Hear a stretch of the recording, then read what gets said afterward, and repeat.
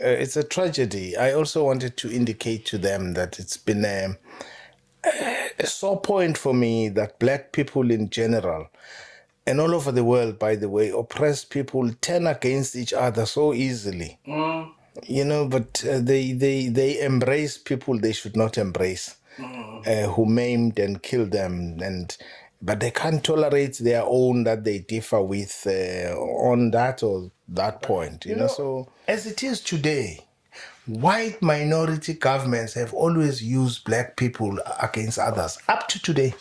Even now, as we speak, the few minority of black people that have made it, maybe not so much violently, but are used against others. And so then it has been the case, it was the case during slavery, it was the case during apartheid and colonialism, it's the case now. And those people, why purporting to be protecting themselves against someone like me, they were actually protecting white power over them. They were tools of white power over them that taught them that anyone who questions the system is their enemy. And 20,000 people died in KZN during the struggle. Worse in Joburg as well. Ask them if a white man died in that struggle. I draw a distinction between colonialism and coloniality. Colonialism is the physical taking of land and resources. Coloniality is preparing the mind of a black person to accept that his role under the sun is inferior. And once you accept that you're inferior, you tend to dislike yourself, you dislike those who are like you, and so you would rather fight your own than fight the bigger white minority superstructure.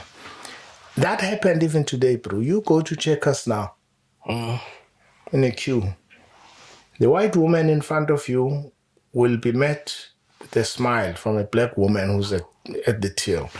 You, even if she's not insulting you, she suddenly becomes belligerent talking to you because you are like, hey, I call it very, very basic self-hate. Sure. And that self-hate, self-deprecation, looking down upon that what is similar to you, was the lesson we've picked up from slavery, from colonialism, from apartheid, up to today. That is why when I'm rude to a white person, it's black people who, they're a bit uncomfortable, right? But if I'm rude to a black person, it looks normal. Everything's okay. Yeah, so it's that mindset that caused violence. It's that mindset that now, as we speak, we have what we call freedom, but truly speaking, we've been fooling our people since 1994. So it means your first is to admit that the way we think, because of religion, because of the education system and everything, were designed to dislike what looks like us, to look down upon. How many times do you get a white plumber who comes to your house and he says, no, it's 600 rand for a call-out fee and my fee is going to be 3,000 rand. What do? You pay it.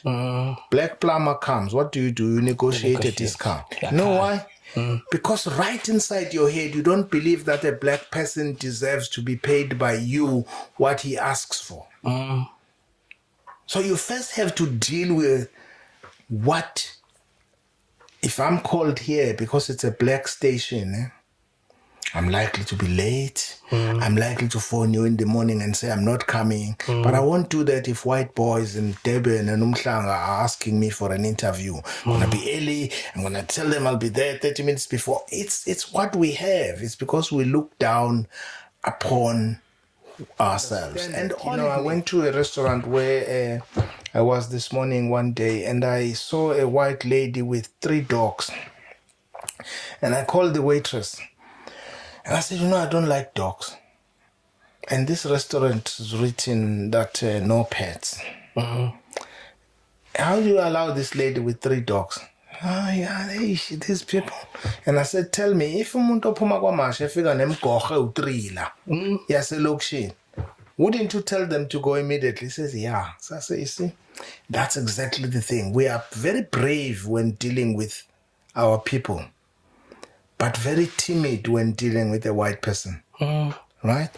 And that comes from, it looks personal and small, but it replicates itself until a Mandela, until a politician who I used to advise a politician. In fact, Tokyo, I used to write speeches for him. One day, I took his diary and I looked at it for some time, 2-year diary or a year diary. And one day I said to him, do you know you've been meeting largely white communities? He says, no. He says, check your diary. You've not interacted with black communities except in organized form like an ANC meeting. Why? Because we don't realize, our settlement was based on, can Louis Late like us? Hey, let's not deal with the Springboks. White people will be unhappy. But we don't mind making black people unhappy. So if we can change that mindset, I tell you, it will change how we approach politics. It will deal with corruption. It will deal with the things that we do to our people unconscious. And it will change. I don't believe in a gradual change. I don't believe in it. I think it's an excuse for apathy, for doing nothing. I actually think most things we have can be changed in the next 2 months if we wanted. 100,000 people can change South Africa if they surrounded the Union building. There was a protest in every town. And one day, these ruling elites would stop that day, but we are scared. Yeah. And I think apartheid has always known which people to kill. If it's not Sobukwe, it's Steve Biko, it's Malcolm X, it's Chris Hani. Here in KZN, it's Rechi Khatebe. They've always known to kill those who question things and leave stooges alive. By the way, negotiations in South Africa were not initiated by black people. They were initiated by the apartheid regime that sought to rebrand itself. So apartheid had become a liability to whiteness and white privilege. So they had to drop apartheid, give you vote, give you other things so that you rebrand white privilege. Whites have become richer since 1994. White people live more comfortably since then. And there's been an increase in the misery of black people. So you tell me what that is. Yeah, so I think we've got to change it.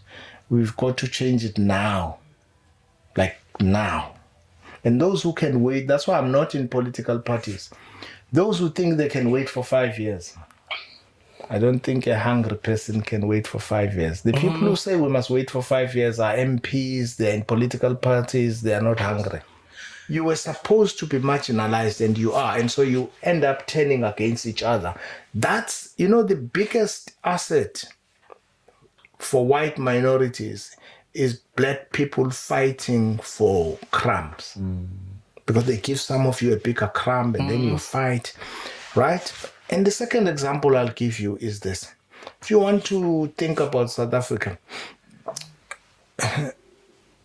I'm sure all of you have taken children to shops and all of this, and they give you a coloring chart. Yes. For kids to play. They only give them crayons, different colors. And the chart on the table remains the same. Post-colonial states are the same. Former oppressed and colonized people are given crayons, but the frame of the chart doesn't change. Wow. That's what these political parties are. Wow. Yeah, everyone, let's use gray, yellow here. No one has said, but this chart is problematic. This frame. And so we've never changed the frame. I think Traore is probably the only one in Burkina Faso who's beginning to change the frame. We've just been drawing using different crayons. And that's the life of black people in Durban, in Joburg, in Guyana, in Kwamashu, in Khayelitsha, in Cape Town, in Knysna. The situation has not changed. The frame has not changed. And look at the city. Look at our cities. I mean, it's filthy because it represents how we feel about ourselves. That's a wrap, folks. But before you go, keep this in mind. Their smoke and mirrors are just theatrics, pulling your focus from what truly matters. The real fight? It's always been about the land and the economy. Stay sharp, stay woke, and we'll catch you next time. The most important person in the world is the storyteller. The storyteller sets the vision, values, and agenda of an entire generation to come. Steve Jobs.